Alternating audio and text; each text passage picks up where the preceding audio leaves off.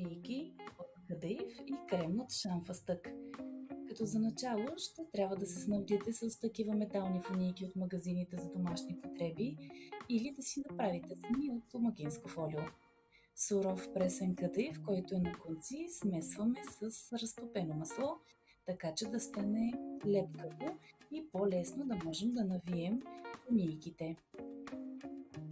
Размесваме хубаво с пръсти, така че да е равномерно и приготвяме фунийките за печене, като ги навиваме.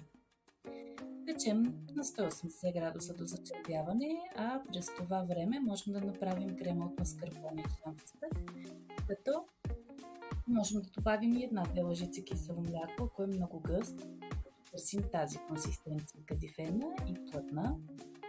Готовите фунийки изчакваме да изсинат и пълним с кош или ако нямаме, с обикновено плетче с отрязано връхче. Нека се образува хубава планина отгоре, която след това да нарасим с шамфастък. Ето ги, можете да хапвате веднага така хрупкави или да изчакате до следващия ден, когато кремът ще е топил.